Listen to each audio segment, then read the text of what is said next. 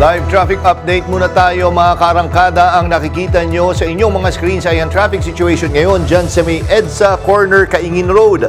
Sa right side ng inyong mga screen, yung medyo maluwag, ang daloy ng traffic mo ngayon, yan yung mga galing Monumento, galing Balintawak at papunta ng Muñoz area, papuntang North EDSA at papuntang Cubao. Sa mga oras ito, walang magiging problema ang mga motorista dyan. Bagamat paglapit nyo nga lang ng Muñoz, medyo may konting pagbagal kasi nga may palengke doon at isang supermarket. Samantalang sa left side ng inyong mga screens, yung masisilip nyo, may konting pagbagal naman yung mga galing North EDSA, papuntang Balintawak yan at papunta ng Monumento.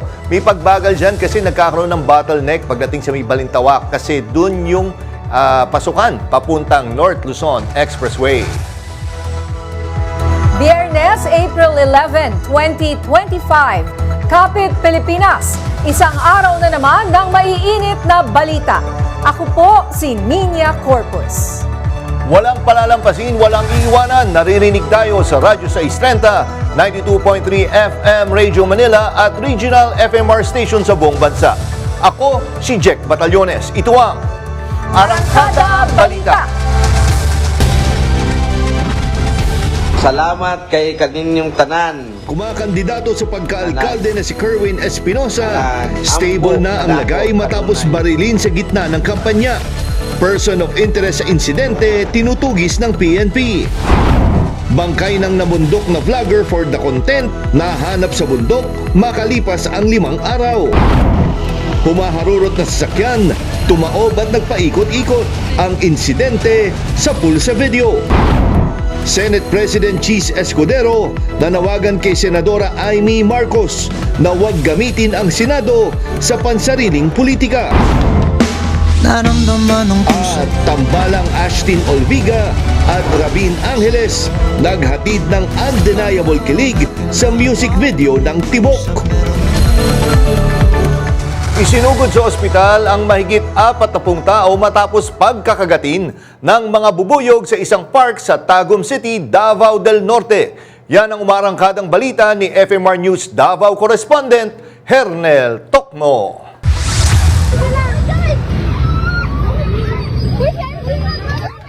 Nagtakbuhan ang mga namamasyal palabas sa Energy Park sa Tagum City, Davao del Norte noong Miyerkules ng hapon matapos atakihin ng mga bubuyog. Bigla na lang umano silang hinabol ng mga insekto at pinagkakagat kaya mabilis silang tumakbo. Sus kay manaag unta mi aning kuan dulanan diri wala naman dayon kay dagan kayo og tambubuan. Dagan kay gipamaak diri guys. Luoy daw kayo mga bata.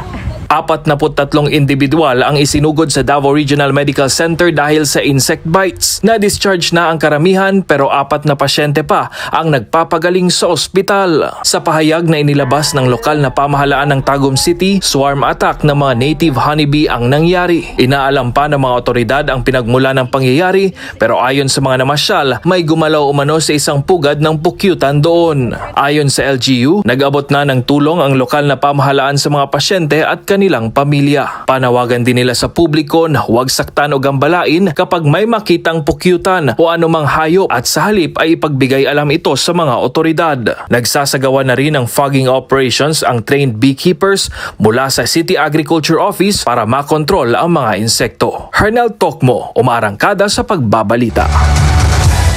Tumaob at nagpaikot-ikot sa kalsada ang isang pickup sa Katarman, Northern Samar. Ang pasahero ng naaksidenteng sakyan, kandidato sa pagkaalkalde. Narito ang report. Sa video na ito, makikita ang matuli na takbo ng pickup na yan sa Katarman, Northern Samar. Pagdating sa pakurbang bahagi ng kalsada, bigla itong tumagilid, tumaob at ilang ulit na gumulong. While traveling, sumabog po yung rear right na gulong niya and it was nag-lead into accident nila. Ligtas naman ang driver at ang kanyang 75 taong gulang na pasaherong kandidato sa pagkaalkalde sa bayan ng Calbayog. Sa Gamu, Isabela naman, nagkaroon ng karambola. Nagsimula yan sa sasakyang nakabangga ng isa pang sasakyan. Hanggang sa nadamay rin ang isang motorsiklo at truck. 4 ang sugatan kabilang ang babaeng driver ng sasakyang nakabangga. Patuloy ang investigasyon sa aksidente. Patay ang isang vlogger na namundok para mag-shoot ng content Narito ang umaarangkadang balita ni FMR News Cebu correspondent Clark Pasuit. Sa tawag ng isang barangay tanod, nagtungo ang mga otoridad sa isang bundok sa barangay Lagtang, Talisay City kahapon. Ayon sa report, isang bangkay ang nakita roon. Kinilala ang bangkay na si Feliciano Mulato, tricycle driver at vlogger. Si Mulato, 5 araw nang pinaghahanap ng kanyang mga kaanak. Base sa investigasyon, nagpasama si Mulato sa kaibigang si alias Bern na umakyat sa bundok nitong Biyernes para magpaturo kung paano maglakad sa alambre. Pang-content niya raw ito sa kanyang vlog. Mag-aalas 5 ng hapon, habang pababa na sila ng bundok, bumalik daw ang biktima dahil naiwan ang kanyang damit. Sinubukan daw pigilan ni alias Bern ang kaibigan dahil medyo madilim na. Nang hindi magpapigil, nauna na siyang bumaba. Pero paniwala niya, nakababa pa ang kaibigan dahil nakapag-post pa ito ng content ng kanilang ginawang video. Hanggang nitong linggo, may nakita kay Mulato na bumalik sa naturang bundok. Plano ng pamilya na ipa-autopsy ang bangkay ni Mulato para matukoy ang tunay na sanhi ng kanyang pagkasawi. Clark Pasuit, umaarangkada sa pagbabalita. Nasa stable condition na si Kerwin Espinosa matapos barilin kahapon sa Albuera, Leyte. Si Espinosa, the self-confessed drug lord, ay tumatakbo ngayon bilang mayor ng nasabing lungsod. Nangyari ang pamamaril habang nangangampanya siya. Narito ang marangkadang balita ni FMR News Tacloban correspondent Dan Kirk Requies. Nakaupo at naghihintay si Kerwin Espinosa kahapon para magsalita sa barangay Tinagaan, Albuera, Leyte nang bigla na lang binaril siya ng suspect na napag-alamang nagtatago sa bubong ng gymnasium na pinagdausan ng kanilang kampanya at tinamaan siya sa kanang bahagi ng dibdib. Nadaplisan din ang running mate niyang si Mariel Espinosa at isa pang minor de edad. Isinugod si Espinosa at 2 pang biktima sa pinakamalapit na ospital. Pero matapos lapatan ng lunas, nasa maayos na nakalagayan si Espinosa, gayon din ang 2 iba pa. Sa kabila ng nangyari, sinabi ni Espinosa na hindi sila masisindak at patuloy pa rin ang pagtakbo niya bilang mayor ng Albuera. Sa kanyang Facebook page, sinabi niyang may nahuli ng suspect. Nagpasalamat sad ko nga nadakpan ang mga tao nga nagbuhat og ang gunman, ang sniper diha sa Tinagaan ra sad nga area. Og anaa pa karon ang gigamit nga sakyanan. Gigamit nila nga sakyanan naa pa. Naa sa usa ka pribadong balay. Pero agad nilinaw ng Public Information Officer ng Leyte Police Provincial Office na person of interest pa lamang ito. Meron na po tayong person of interest at ongoing pa po ang investigation kaya hindi pa po kami makapagbigay ng iba pang detalye. Dan Kirk Requies, umaarangkada sa pagbabalita. Kinondena ng Commission on Elections ang pamamaril kay Kerwin Espinosa. Binaril si Espinosa kahapon habang nangangampanya bilang mayor sa Albuera, Leyte. Sinabi ni COMELEC Chairman George Erwin Garcia na hindi tungkol sa pagpatay ang halalan. Bagkus ito ay tungkol sa pagbibigay buhay para sa demokrasya. Iginiit ni Garcia na dapat may managot sa insidente.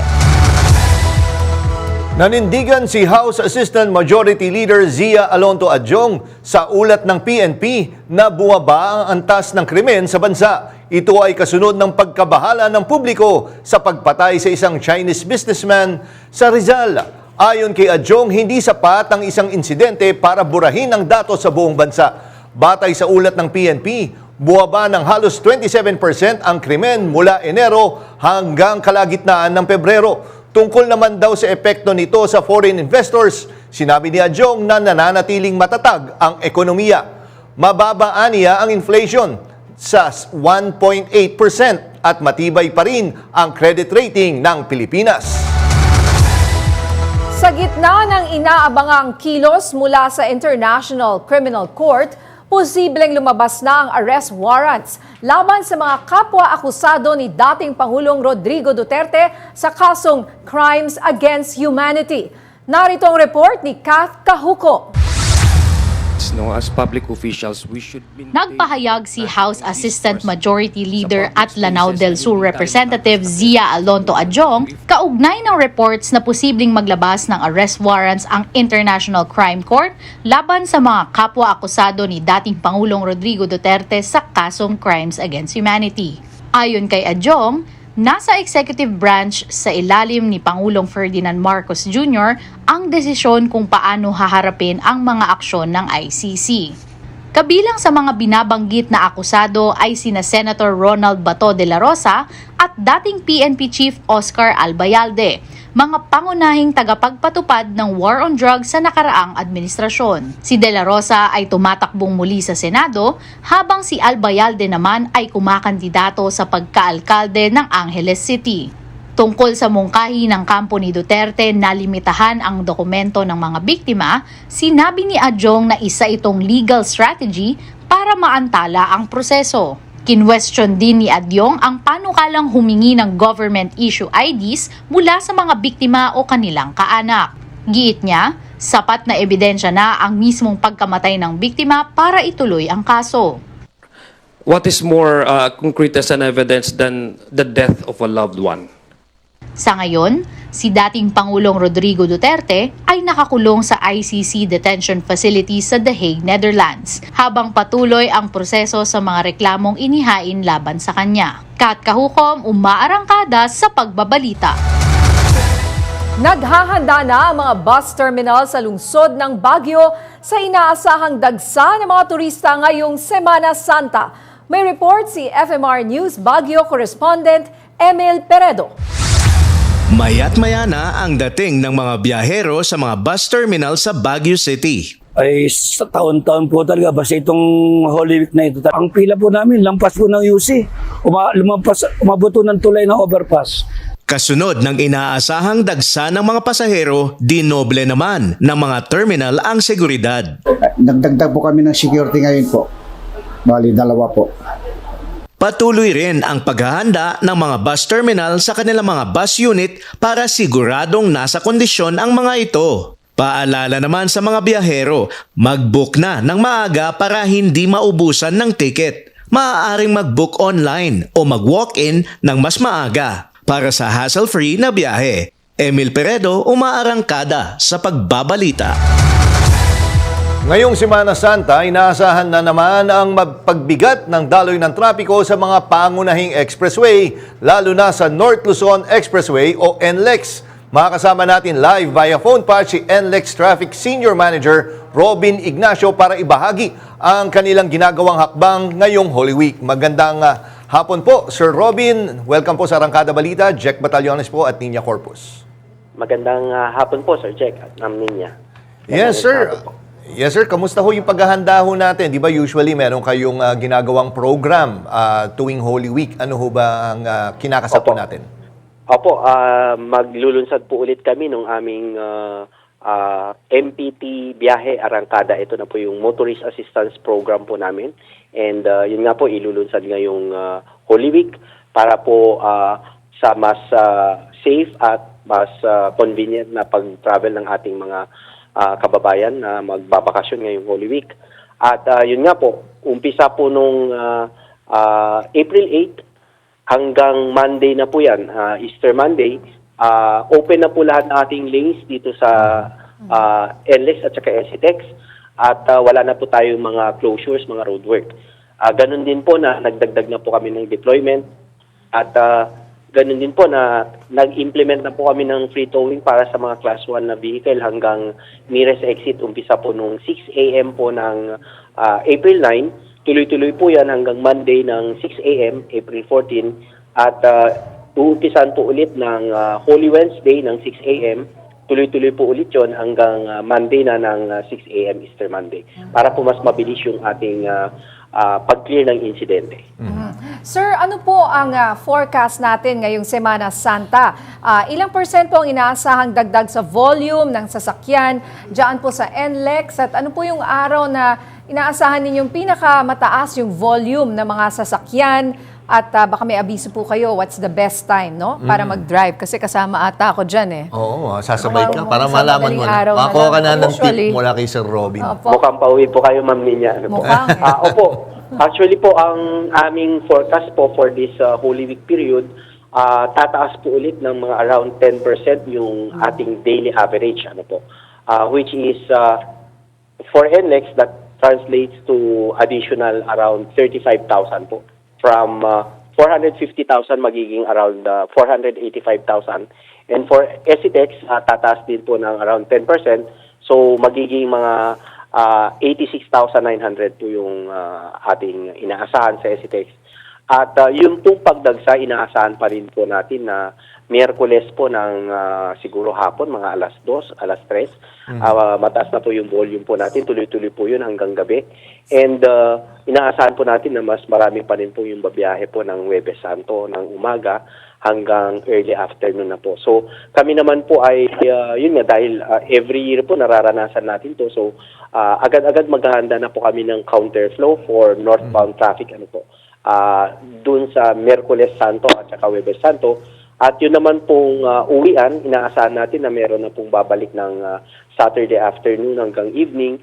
At ang pagdagsa pa rin po ng pauwi naman po ng pa-South o pa-Metro Manila ay hapon ng Linggo hanggang gabi at maging madaling araw at umaga po ng Monday. So that time naman po mag-i-implement kami ng counterflow. Pabalik naman po yung pa-southbound. So yung aming counterflow na implement po for northbound is from Balintawak papuntang Marilao, meron po kami counterflow dyan, at dun sa San Fernando area papuntang Dao. And yung balikan naman po from Dao to San Fernando, and then yung area from Balagtas papunta dito sa Bocaue Toll Plaza. And after Bocaue Toll Plaza, from Marilao up to Balintawak area naman po. Sir, ganito, magdadagdag ba kayo yung kamusta yung augmentation po natin ng mga tauhan? Maglalagay ba tayo ng ambulant tellers? Yung usual po? Or ano po? Kamusta po tayo doon? Apo, sa ngayon po, nagdadagdag po kami ng cash collection points kung kinakailangan, kasi meron pa rin po naman tayo mga cash lanes dito sa expressway, at inaasahan nga po natin na dadami pa rin po yung pagpila po dito sa ating mga cash lanes. So, ang ginagawa po namin, normally kasi meron na lang po tayong 2 o 3 cash lanes dito sa 17 na lanes dito sa Balintawak. Nagdadagdag po kami ng cash collection points hanggat hindi naman po apektado yung ating RFID lanes. At yung sa deployment po namin ng personnel for the whole of Metro Pacific Tollways Expressways, kasama na po yan ng NLEX, SCTEX, yung CALAX at Cavitex, at saka yung Cebu-Cordoba Expressway po natin dito sa Cebu, ay mag-deploy po kami ng around 2,000 personnel po. Sir, di ba usually naiipon yan sa T-Plex area? Paano ho natin minamanage yung pag naiipon na po or nagta-traffic po dyan?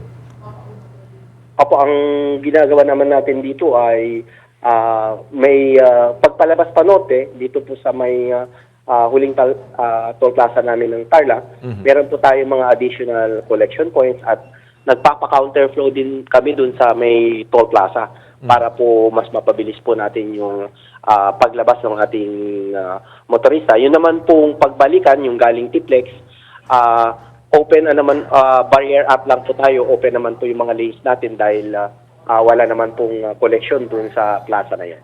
At bilang panghuli na lang po, ano po ang inyong mga paalala sa ating mga motorista na babiyahe ngayong Semana Santa para iwas abala at hassle sa kalsada? Opo. Mainam pa rin po nga yung paalala po natin na sana mag-prepare na maayos yung ating mga motorista, yung ating mga kababayang magbabiyahe. At sa kanilang pag-prepare, kailangan po ma-check nila ang nasa tamang kondisyon yung kanilang mga sasakyan. Ganun din po sana yung magda-drive. At yun po, yung mga wala pa pong RFID stickers, baka pwede na po silang magpakabit. At kung may RFID stickers naman na po, pwede lang pong i-maintain na meron pong sapat na balance yung kanilang RFID. Kasi mas mabilis pa rin po talaga ang daloy dito sa ating mga dedicated RFID lanes. Alright, maraming salamat po, Sir Robin Ignacio po ng NLEX. Maraming salamat, sir. Mabuhay po kayo. Maraming salamat po. Magandang gabi.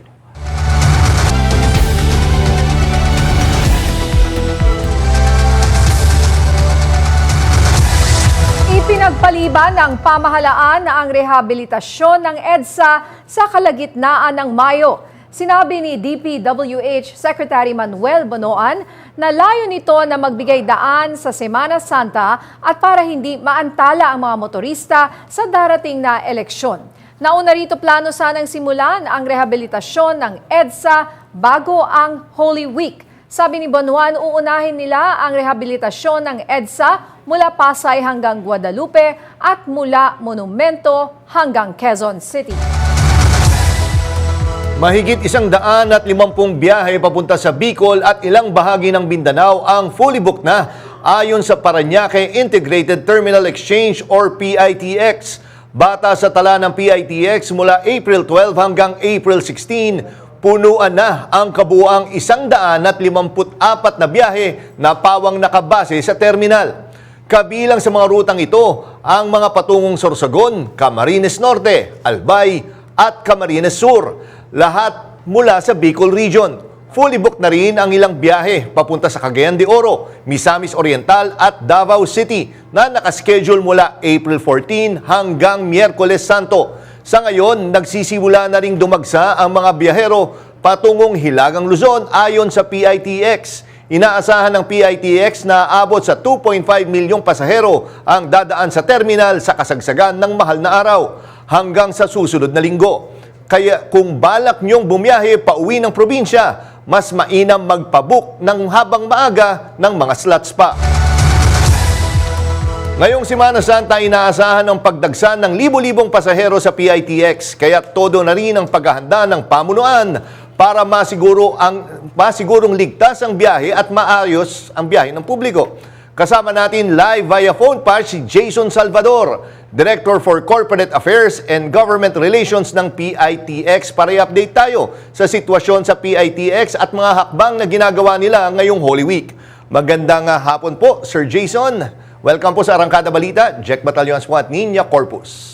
Magandang hapon po, Sir Jack at Ma'am Niña. Magandang hapon po sa lahat ng mga karangkada natin. Sir, anong ina-expect ho natin, kailan natin na makikita na medyo pakonti-konti ay nag-uuwian na ng mga probinsya ang ating mga kababayan po? Well, ngayon ramdam na natin, Sir Jack, Ma'am Niña, na bahagyang tumataas na yung bilang ng ating mga pasahero. No? As expected, siyempre last working day of the week na ngayon, Friday, and yung weekend before the Holy Week talaga, medyo mataas ang bilang ng mga pasahero natin dyan. Pero ang pinaka-peak talaga natin, historically speaking, is yung Holy Wednesday and Holy Thursday. Kasi ito naman yung mga pagkakataon ng mga kababayan natin na daily wage earners, yung mga hindi makapag-leave, na ito pa lang sila yung time nila makapagbiyahe. So in all, tama yung na-report nyo, ang ina-expect natin dito around 2.5 million. Ano? So napakarami yan. Ang maganda lang, napansin natin, this Holy Week season, medyo na-spread out yung mga tao. Kasi kung matatandaan nyo, nung Wednesday, April 9, holiday, no? So yung iba sa mga kababayan natin, nagsimula na rin magsibiyahe nung araw na yan. Baka yung iba, pinili nilang i-leave na lang, no? Vacation leave yung Thursday, Friday. O pag sa ganun, hindi na sila sumabay sa Holy Week, no? Sa kasagsagan. Kaya naman, ilan din sa mga biyahe natin, katulad ng naiulat nyo, talagang napuno na. Ang maganda lang, dahil maaga natin na paghandaan ito, Sir Jack, Ma'am Niña, no? Marami pa naman po tayong mga additional units dahil nakapag-issue na po ng special permits ang LTFRB. At kahapon sa aming kapanayam sa pagpupulong sa kanila, nangako po sila that they will assign personnel on the ground the whole Holy Week dito po sa PITX. So, kung sa ganoon, pag nangailangan pa po ng mga extra units, kaagaran naman nilang may issue ng special permit. Kumusta naman po, sir, ang crowd control dyan, yung mga ticketing lines at security dyan po sa terminal? Well, maayos naman po, no? Kasi napag-aralan na po natin ito year in, year out. Alam naman po natin yung mga protocols natin. At nagdagdag na talaga tayo ng mga kawani dito. Not only within the PITX personnel, but also from the national agencies, no? Tulad po ng PNP para sa beefed up security natin. And then of course, siyempre nandito po din po yung mga ibang ahensya para tulungan tayo sa kaayusan, and not only that, to inspect buses para to ensure that they are roadworthy. No? So nandito po ang LTO, nandito po ang SAIC, ang MMDA, tulong-tulong po lahat na to, no? Para masigurado natin magiging matiwasay, komportable at maayos po yung paglalakbay ng mga kababayan natin. Sir, para sa kabatiran lang ng mga biyahero, no ba kayo mga first time pa lang magbabiyahe sa mga terminal ng bus, Ano ho ba yung mga kinikater po ng PITX mostly, tsaka yung sa Araneta na bus terminal po? May pinagkaiba ho ba yun? Or depende yan north and south? Paano po ba yan? Well, nagsimula yung PITX, Sir Jack, no, mostly southbound siya. Nagsimula sa Cavite, then na-expand hanggang Bicol, and then tumawid na tayo ng Samar, Leyte, then the whole Visayas, and then Mindanao. Noon, hanggang Bicol lang, no? Pero ngayon, nagdagdagan na ako. Sa north naman, meron na po tayong Baguio, Tugigaraw, Olongapo, Pangasinan, Nueva Ecija, at kung saan-saan pa. So kami po, halos kino-cover na po natin ng the whole of the Philippines, ano? So sa Araneta, meron pa rin naman po dyan, so mga short hauls na lang po, yung mga sinasabing gano'n, no? Yung mga short distances. Ganun, sir. Sir, yung... sige, Sige, go ahead, partner. Sir, ano ba yung average daily foot traffic natin dyan at ilan yung inaasahan natin dadagdag? Well, siguro average natin lumaki na, no? In the past few months, in the past few years, ano? Ngayon nag-average na tayo ng almost 150 a day. And then ngayong Holy Week season, medyo mai-increase natin 'yan. Recently from April 9, halos pumapalo na ng 160 a day. Pero as we move towards Holy Week, tataas pa 'yan. So kung susumahin natin talaga, 2.5 million ang inaasahan natin. So may mga araw lang na talagang lolobo tulad ng bukas, Sabado, and then Holy Wednesday and Holy Thursday, baka mag-approach tayo dyan ng around 180 to 190. Oo, 180 to 190 passengers, a day. Oo, 1,000 yun, ha? 1,000 yun. 1,000, yes. Okay. Kaya nga, kasi 2.5 million. So, we're talking about 190,000 a day. So, naku, ang dami po niya, no? Baka siksikan na. Oo, yun nga. Ano po payo ninyo sa mga pasahero? At saka, yung mga last-minute travelers, may chance pa ba sila maging chance passenger? Or meron bang mga biyahe dyan na wala na talaga? Kasi yung iba, kunyari, magpa-reserve ka ngayon, wala na. Well, una doon sa tanong nyo po na kung nagsisikipan, malaki naman po yung PITX, and ang capacity namin is 200,000 a day. So kasang-kasya pa po yan. Ang mahalaga lang, maging efficient lang po yung ingress at egress ng mga pasahero natin. Meaning, pagpunta nila rito, hindi po sila magtagal, may hatid po kagad sila ng mga bus, upang sa ganon, hindi po sila magsabay-sabay at hindi po magsikip, no? As regards naman po doon sa punuan, well, of course, katulad nung na-report kanina, may mga punuan na po. But I mentioned also na marami rin po tayong additional buses, no? Kaya naman meron pa rin po sila masasakyan. Yun nga lang, kung last minute na po yung biyahe nila, asahan po nila na may konting pagpila at konting pag-iintay kasi nga naman last minute na. Kaya nga noon pa, we always advise our passengers na as much as possible, mag-book po tayo at bumili ng ticket ng mas maaga. Kaya lang, of course, naintindihan niya natin yung mga ibang kababayan natin. Siyempre, hindi naman available lagi yung budget nila. No? Minsan, yun na lang yung araw na yun pa sila nagka-budget. Kaya naman, sinisigurado natin na may masasakyan pa rin sila. Sir, paano nila malalaman? Kunyari ako, kasi ano ko sa report kanina, na puno na yung ganitong mga biyahe doon sa probinsya na yan. Paano nila malalaman kung may available? Pupunta ba ako dyan mismo sa, or pwedeng online po? Well, yes. There are several ways to check kung may masasakyan pa kayo. One, online, they can call directly yung mga friendly neighborhood bus operators nila. And then, of course, pwede silang tumawag. Meron kami mga social media pages. Pwede rin sila mag-inquire dyan, may website. But ang nakakapagtaka dito, Sir Jack, Ma'am Nina, most of our passengers, despite the digital availability of inquiry, mas marami sa kanila ang nagpe-prefer na pumunta pa rin dito para physically makabili sila ng ticket. Mas gusto nila yung hawak-hawak nila at sigurado na sila na meron sila masasakyan. Okay.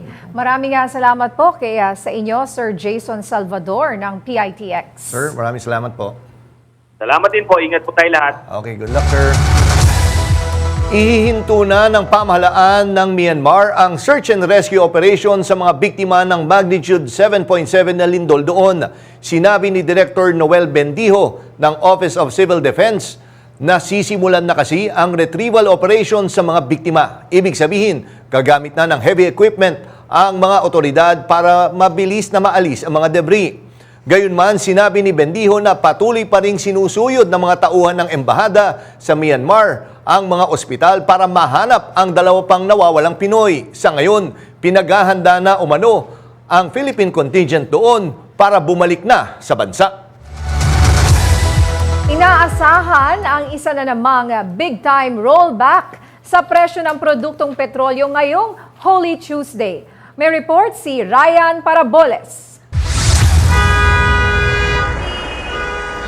Ngayong Semana Santa, may hatid na ginhawa sa mga motorista. Inaasahan ng malaking rollback sa presyo ng produktong petrolyo sa darating na Holy Tuesday. Batay sa 4 na araw na trading sa Mean of Platts Singapore o MOPS, ito ang inaasahang bawas presyo kada litro. 3 pangunahing salik ang nagtulak sa pagbaba ng presyo sa pandaigdigang merkado. Una, ang tumitinding tensyon sa kalakalan ng Estados Unidos at China na nagdudulot ng pangamba sa resesyon at pagbagsak ng demand para sa krudo. Ikalawa, ang inaasahang pagbaba ng presyo ng Saudi Arabia para sa Asia-bound crude oil sa Mayo. At ikatlo, ang desisyon ng OPEC na pabilisin ang produksyon mula 135,000 barrels kada araw, tataas ito sa 441,000 barrels per day simula rin sa Mayo. Kaya't sa mga may planong bumiyahe o mag-full tank ngayong Holy Week, magandang timing po ito. Ryan Paraboles, umaarangkada sa pagbabalita.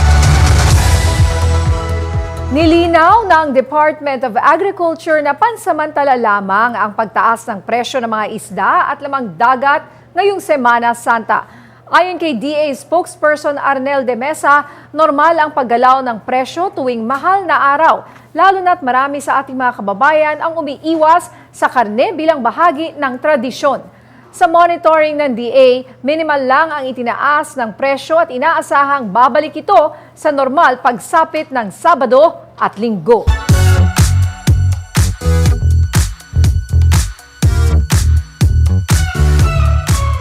Tinuldukan na ng aktor na si Dennis Padilla ang kanyang ugnayan sa kanyang mga anak kay Marjorie Barreto.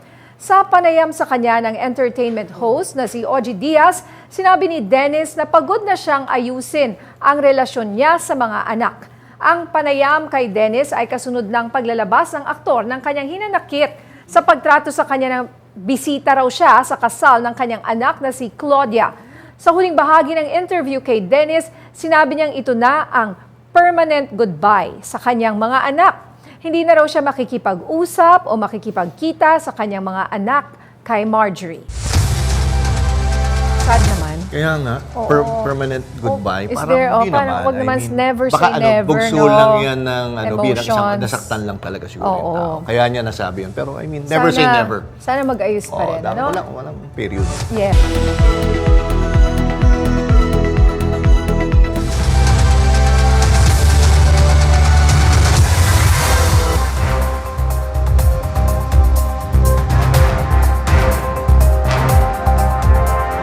Isang tourist helicopter ang bumulusok sa Hudson River sa New York City, malapit sa Lower Manhattan, nitong Huwebes ng hapon. Ayon sa mga ulat, 6 ang sakay ng Bell 206 helicopter, 5 pasahero at 1 piloto. 3 umano ang nasagip pero hindi pa malinaw kung ilan ang nasawi.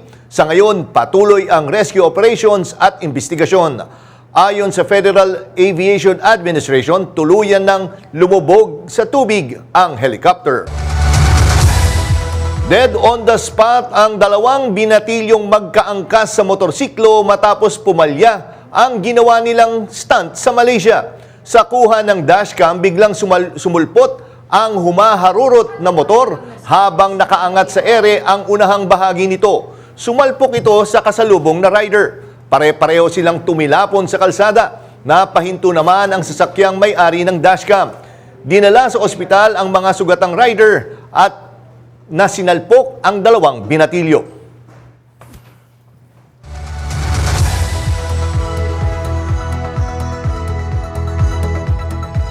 Maging alisto sa pagmamaneho. Sa Indonesia, isang driver ang nadisgrasya matapos sundin ang kanyang navigational app. Pinadaan siya nito sa isang skyway, pero hindi pa pala tapos ang construction nito. Kaya ang kotse nahulog mula sa putol na skyway na 40 talampakan ang taas. Tumama pa ito sa poste. Wala namang nabagsakang sasakyan. Dinala sa ospital ang sugatang driver at pasahero nito. Mas hinigpitan na ng mga otoridad ang pagbabantay sa ginagawang skyway.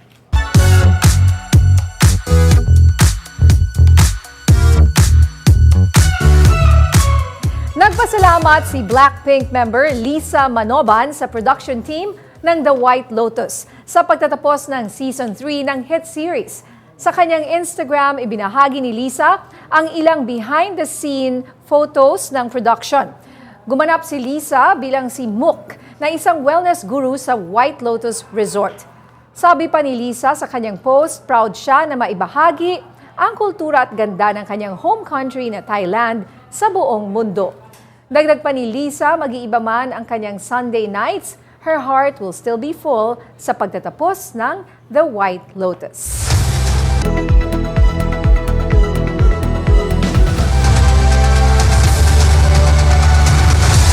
Nanguna ang Tingog Party List sa pinakahuling Pulse Asia Survey na isinagawa mula March 23 hanggang 29. Nakapagtala ito ng 6.11% voter preference, sapat para makakuha ng hanggang 3 pwesto sa susunod na Kongreso. Ayon sa mga kinatawan nitong sina Congressman Yeda Romualdez at Congressman Jude Asidre, ang resulta ay isang patunay ng tiwala ng taong bayan sa kanilang advokasya para sa mga rehiyon. Sa pahayag ng grupo, tiniyak nilang hindi nila sasayangin ang tiwalang ibinigay sa kanila at ipagpapatuloy nila ang laban para sa mas maraming trabaho, suporta at oportunidad sa mga probinsya. Kilala ang Tingog sa mga panukalang batas na tumutugon sa healthcare, edukasyon at kabuhayan, lalo na sa mga malalayong komunidad. Nanawagan si Senate President Francis Escudero kay Senator Amy Marcos na iwasan gamitin ang Senado bilang plataporma sa kanyang political agenda. Ito'y matapos pangunahan ng senadora ang investigasyon sa pag-aresto kay dating Pangulong Rodrigo Duterte. Narito ang report.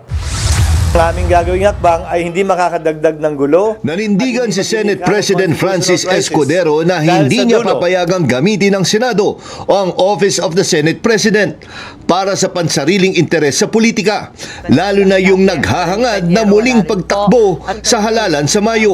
Aniya, ang Senado ay isang institusyon ng katwiran at batas at hindi kasangkapan para sa propaganda at pansariling pagpapasikat. Ginawa ni Escudero ang pahayag matapos subukang ipadetain ng panel si Special Envoy on Transnational Crimes Ambassador Marcos Lacanilao sa Senado dahil umano sa pagsisinungaling sa investigating panel ukol sa pagkadakip kay dating Pangulong Rodrigo Duterte. Na-detain si Lacanilao nitong Huwebes matapos ma-cite in contempt ni Senator Amy. Pero pinalaya siya makatapos ang ilang oras dahil hindi pinirmahan ni Escudero ang kautusan.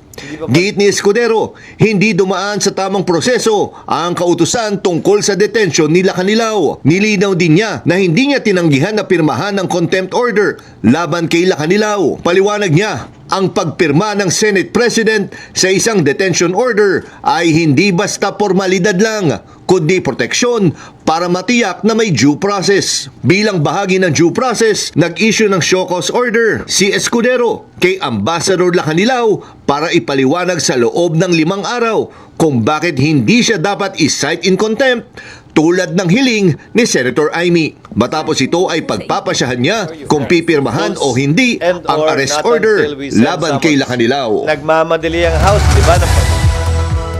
Naging mainit ang ikatlong pagdinig ng Senate Committee on Foreign Relations tungkol sa pag-aresto at pagkakakulong ni dating Pangulong Rodrigo Duterte sa ICC. May report si Angela Babad. Kung sinong tama, kayo ang tama or kami ang tama.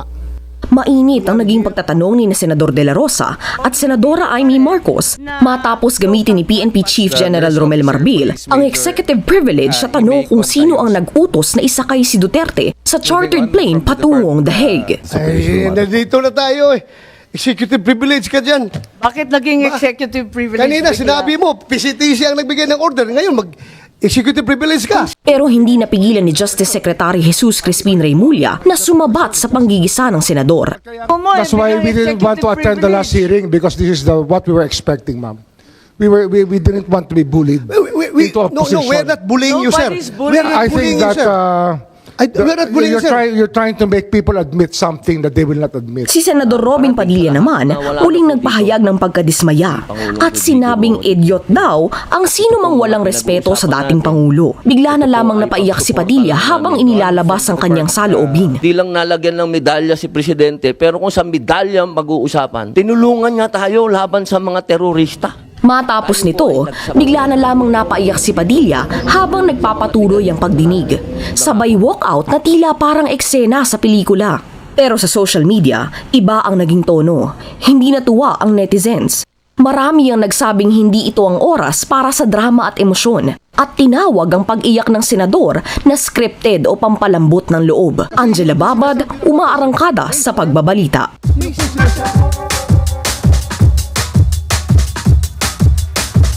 Matapos ang mainit na pagdinig kahapon, isang eksena ang hindi nakaligtas sa mata ng publiko. Ito ngang biglaang pag-iyak ni Senator Robin Padilla habang ipinagtatanggol ang dating Pangulo. Pero ang tanong, naantig ba ang taong bayan o tingin nila sobra na ang drama sa Senado? Pakinggan natin ang boses ng masa. Narito ang kanilang Masa Sabi. Dapat po naging professional po siya sa ginawa niya. Dapat po nilulugar niya po yung pagiging artista niya sa pagiging senador niya. Dahil madami pong nakakita and dapat nagiging role model din po siya sa ibang tao. Para sa akin, totoo siya kasi tumatanaw siya ng utang na loob. Very inappropriate. Senador po siya and nasa Senate hearing po siya. Parang dapat po i-angkop nga po sa lugar yon. Ganun po dapat, kaso po dapat nating kontrolin at huwag po tayong mag-walk out. Lalo na kung nasa formal conference po tayo. Yung pag-walkout niya pa lang, exaggerated na po. May part na ganun na eh. Yung pag-iyak niya naman na the moment na sinabi na yung sana makabalik na daw si President. Hindi mo sure kung totoo or pinapakita niya lang sa media na ano eh. Hindi natin kailangan ng best actor sa Senado. Ang kailangan natin ay marunong gumawa ng batas.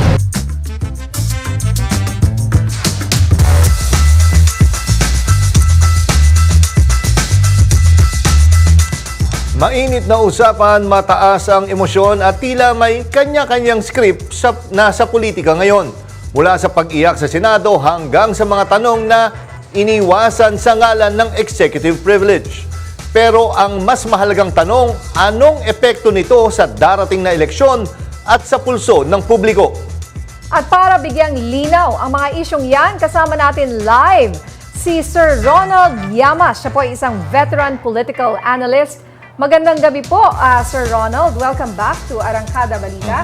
Magandang gabi, Ninya, Jack. Long time no see. Yes, na-miss namin kayo, sir. First time niyo po ba dito? Oo, hindi niyo ako iniimbita. Tagal na. Oo, sir. Ay, buti naman po ay nakarating kayo despite the Friday traffic. Friday traffic. Opo, no? Una sa lahat, ano po ang basa ninyo no, dito sa naging takbo ng Senate hearing kahapon? Well, wala namang basically na bago. Nung first, tsaka nung second, at ngayon third. Sana wala nang ika-apat. Dahil paulit-ulit naman yung tanong, sino ba nag-utos na ipaaresto? Si ex-President Digong. At nung hinuli naman si Digong, nag-press con yung presidente, Bongbong Marcos, nung gabi. At practically, inamin naman niya na the buck stops with him. Kaya yung paikot-ikot na usapan dito ay pinakamabilis na lang at tanungin na lang nung kanyang kapatid, ikaw ba nag-utos? No? Ganun na lang para hindi naman masayang yung oras at saka yung resources ng Senado. Lalo na, ayaw pa nilang mag-convene as a trial court dahil nakabakasyon daw at naka-recess yung mga senador. Pero kung gugustuhin naman pala, pwede naman. Pwede pala. Bakit yan? Baka mas productive pa kung sakaling sinimulan na nila, di ba? So, wala masyadong bago. Maliban dun sa, nung second hearing kasi, sinabi ni Senator Bato na maglalabas ng memo si President Trump para sagipin si President Duterte na may implement sa linggo, no nakaraang linggo daw.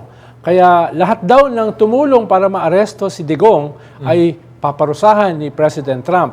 Mukhang nabudol sila dahil wala namang ginawang memo si President Trump, no? Baka nga, sabi ko nga noong nakaraan, baka Senator Bato who? sabihin ni Trump, no? So ngayon, hindi na inulit yun. Oo. Dahil mukhang nakakahiya naman. Dahil pati ba naman yung presidente ng Amerika, Ginagamit. i-invoke mo pa. Oo no? nga. Sir, ganito, yun nga, yung move na to ay... Ano tingin nyo dito? Ano basa nyo dito? Desperate move ba to on the part of Senator Amy? Kasi medyo mababa talaga siya sa ratings. May chance pa ba makahabol to? Sabi ko nga ay dati kasi namamangka siya sa dalawang ilog, ngayon namamangka na siya sa lupa. Hindi ganun kadaling umandar nun. Kaya patuloy siyang bumababa sa lahat ng surveys. Nalampasan na siya ng mga dating mga nasa labas ng 12. No? Kaya nasa na siya, dangerous waters. Mali pala. Lupa pala, so hindi dangerous waters. Pero tingin ko, medyo naasar na rin si Senate President Chis Escudero. Yes. Mukhang para ma-diffuse yung crisis, dahil nag-threaten yung mga senador na isasabpina at iko-contempt yung mga cabinet officials na hindi dadalo, ay nakialam na tingin ko yung Senate President na pinakiusapan ang executive, sige, dumalo na kayo para wala nang contempt, sabpina. At siguro, sinabihan din niya yung Senado, dadalo na sila, pero huli na to no, wala nang paulit-ulit. Mukhang nagkagulo pa dahil pinakontempt pa yung isang ambassador sa transnational crime. Kaya medyo sumagot na. Ito ay medyo hindi naman madalas ginagawa ng Senate President. Usually, pinapabayaan niya yung kanyang mga senador ng enough leeway para gawin yung gusto nila. Pero dito, naasar na siya. Anong sabi niya? Huwag naman masyadong gamitin yung Senado para sa political projects ng mga senador dahil masisira naman yung itsura natin. Mukhang yan yung parang unwritten na pagtanggap na inayos ko na nga para humarap tapos ginawa nyo pa yan, no? Kaya, ayun, medyo yun yung balita ngayon, naasar na mismo yung Senate President. Pero sir, may chance pa ba na pumasok sa, or mananalo pa ba si Senator Amy? May chance pa ba siya pumasok sa winning circle? Kumbaga, may naniniwala ba sa kanyang mga supporters si dating Pangulong Duterte? Duda ako. Dahil sabi nga ni Panelo dati, pa lang yan, no? At lately, si Hanilet ang nagsabi, ek lang yan, no?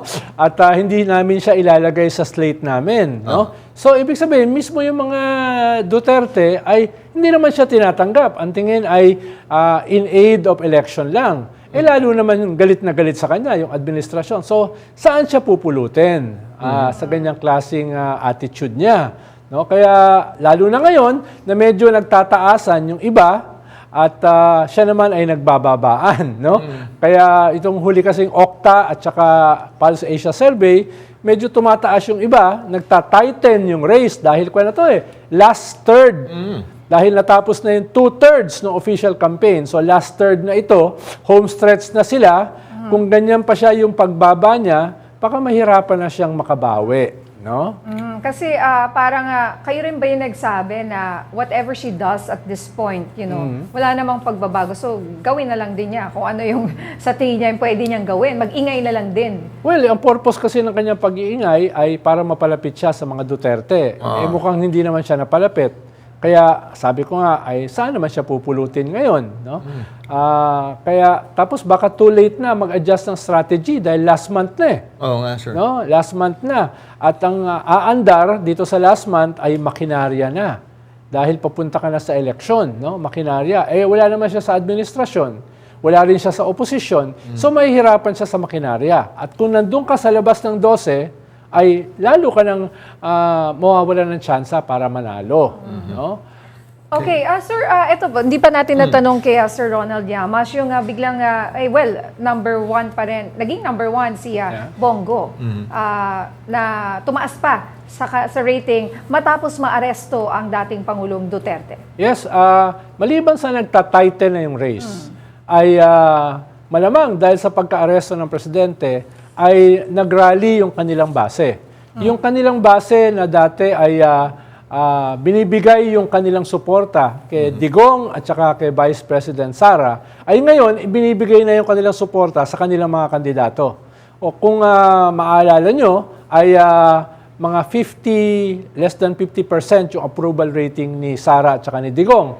Pero yung mga kandidato nila ay mga 1 to 3% lamang ang preference as senator. Ngayon, nagtaasan yan. Umaabot na ng 12 to 15%. Ibig sabihin, yung mga dating hindi sumusuporta mismo sa kandidato nila, sumusuporta lang kay Digong at saka kay Sara, ay medyo sumusuporta na sa kanila. Ang duda ko lang, not enough for them to enter the Magic 12. Dahil medyo masikip na eh. No? Kumbaga, it can only reach so far. Dahil yung 8 administrasyon, medyo matibay na yan. Yung 2 independyente, Willie Revillame at saka si Ben Tulfo, baka matibay na rin yan. Tapos yung isang oposisyon, si Bongo, baka matibay na rin yan. So ang pinag-aagawan na lang ay yung nahuhuling posisyon. At ang nagtatalo-talo dyan ay mga 8. No? So, kaya kahit tumataas sila, dahil nga dito sa pag-rally ng base ng mga Duterte, dahil sa pagka-aresto ni Digong, it may not be enough for them to surge inside the Magic 12. So sir, ano yung nakikita niyong medyo magkakaroon tayo ng malaking paggalaw? Anong slot? Mula sa 10 hanggang 12? Ano yung nakikita Siguro mga ranking lang, pero baka hindi naman magbago. Yung sinabi ko kanina, na 10 galing sa administrasyon, 2 galing sa independyente, at posible, 1 sigurado galing sa oposisyon, at yung 1 ay pwedeng manggaling sa opposition o yung pink na opposition or yung administrasyon na nasa dulo katulad ni Camille Villar, Abalos, pero ang naglalaban doon sa last seat 8 eh. So medyo matindi yan. Yung bakbakan na yan. At one month na lang ang natitira. Kaya yung merong makinarya, baka merong edge diyan sa lahat ng yan. No? Okay. So ayan, labanan na yan ng makinarya. Pwestuhan na lang no? at brasuhan na lang yan. Pero ang pinakadelikado ay si Amy Marcos. Dahil pababa siya ng pababa at walang kumukup-kup sa kanya na merong makinarya. Yun nga eh. Kumbaga, kumukuha siya ng vote sa Mindanao through that hearing, pero nata-turn off naman yun na sa North. Tama po? No? Yes, at mas malaki ang base sa Luzon. No? Kaya isang dahilan kung bakit tumalon yung mga ibang kandidato ng Duterte ay dahil humataw sila sa Mindanao at parts ng Visayas. Yun ang nakatulong sa kanila. Okay. Alright. Dapat isang buong show kay sir eh. Oo nga, pero maraming salamat po, Sir Ronald Llamas, sa pagsagot po ninyo muli sa aming mga tanong. Maraming salamat po. Anytime, sa isang taon ulit. Yes, sir. At yan po ang mga balitang umarangkada ngayong araw. Ako po si Nina Corpus. At ako naman po si Jack Batallones para hindi mahuli sa usapan, kapit lang hanggang sa susunod na Arangkada Balita.